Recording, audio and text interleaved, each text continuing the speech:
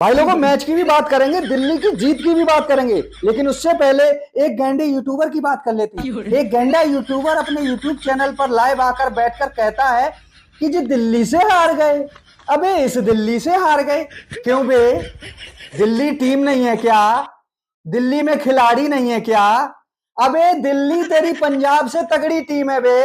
तेरी पंजाब से तगड़े खिलाड़ी हैं दिल्ली में, वो कॉम्बिनेशन सही पिक नहीं कर पाए, कप्तानी थोड़ा हल्की रही, तो तुम आसमान में उड़ोगे कि दिल्ली से हार गए। अबे दिल्ली से पंजाब को तो कोई भी पेल दे, मतलब 4 दिन जीत क्या मिल गई? तुम बोराने लगे, ये भूल गए कि ये वही पंजाब है जो 18 साल से ट्रॉफी नहीं जीती है।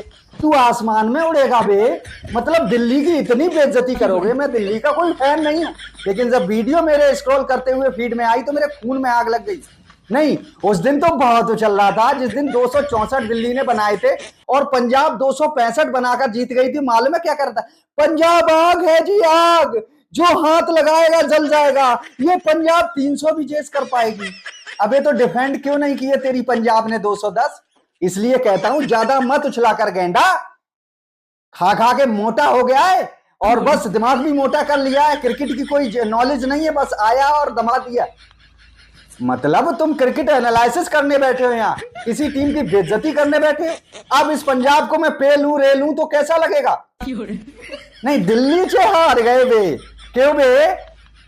अबे दिल्ली में टॉप क्लास खिलाड़ी हैं और ये दिल्ली भी टॉप 4 में होती। मिचेल स्टार्क थोड़ा लेट आया, अब लोग कहेंगे मिचेल तो पिट रहा है, तो भाई 1-2 मैच वो गर्म डीजल इंजन है, उसे गर्म होने में लगते हैं। अब देखना तुम अगले मैचों में स्टार्क कितनी कमाल की गेंदबाजी करके दिखाता है।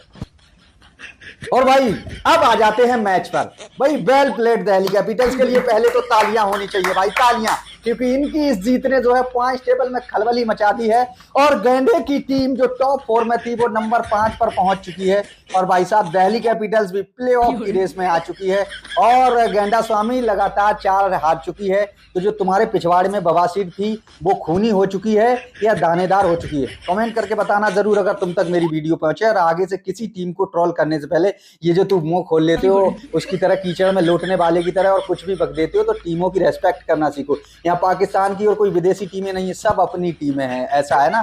तो मजाक बनाया करो तो औकात में रह के बनाया करो। देखो भाई सीधी सी बात है, अब ये T20 मैच जो है ये भाई साहब युवाओं का गेम रह गया है। अब आप माधव तिवारी को देखो, पहला मैच है और बंदा गेंदबाजी करने आता है और कितने कितने बड़े विकेट चटकाता है। माधव तिवारी, कूपर कॉनोली जो भाई साहब जबरदस्त फॉर्म में था, और उसके बाद माधव तिवारी एक विकेट और लेता है। भैया माधव तिवारी ने किसका विकेट लिया? प्रियांश आर्या, जो किसी के रोके नहीं रुक रहा था, 2 बड़े विकेट चटकाए गेंदबाजी में। कमाल की गेंदबाजी की, जब लोग 14-14 15-15 रन दे रहे थे उसने 10 से कम का ओवर डाला। माधव तिवारी की गेंदबाजी, हालांकि आखिरी ओवर महंगा गया था लेकिन फिर भी 4 ओवर में 40 रन देकर 2 विकेट लिए। और बल्लेबाजी में जब आखिरी 5 ओवरों में यानी आखिरी 30 गेंदों में चाहिए थे दिल्ली कैपिटल्स को 68 रन, लोगों ने कहा जी हार गई दिल्ली, हार गई। दिल्ली ने कहा रुको जरा सबर करो, अबे जब पंजाब 265 चेस कर सकती है तो हम भी 210 चेस कर सकते हैं। 1 ओवर पहले चेस कर दिया, ब्रेकडाउन बता रहा हूं।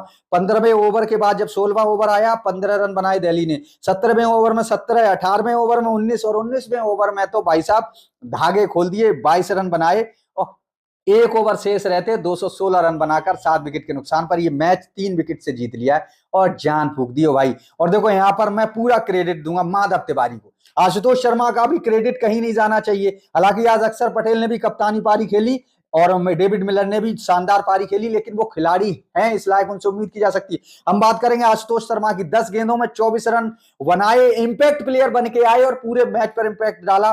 और तालियां बजनी चाहिए भाई, किसे तालियां बजनी चाहिए? माधव तिवारी को और आकिब नबी को, जो 2 गेंदों में 10 रन नबी ने बनाए। और माधव तिवारी आते हैं भाई साहब मिलर के आउट होने के बाद, पहली गेंद पर चौका लगाते हैं और अंडर प्रेशर फिर एक चक्का लगाते हैं और एक चौका लगाते हैं। भाई ये जो गेम है ना ये युवाओं का रह गया। अब यहाँ पर कोई बहुत बड़े लीजेंडरी प्लेयर होते, बहुत तगड़े बल्लेबाज होते, तो वो इन 8 गेंदों में से जो माधव तिवारी ने 8 में 18 बनाए उनमें से 4 गेंदों में क्या करे, पहले देखूंगा गेंद इधर उधर हिल तो नहीं रही है तब मारूंगा।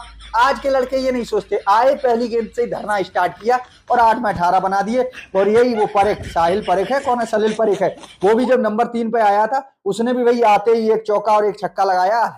लंबा नहीं खेल पाया, 6 में 13, लेकिन भाई साहब और जो है उसने बता दिया कि मैं खेलूंगा तेज। तो ये गेम जो है युवाओं का गेम है। और भाई साहब मैं मोटे गेंडे से कहना चाहूंगा कि किसी भी टीम की बेइज्जती मत करना इसके बाद, समझ गया? नहीं मुंह में दे देंगे यहाँ से इतना बड़ा।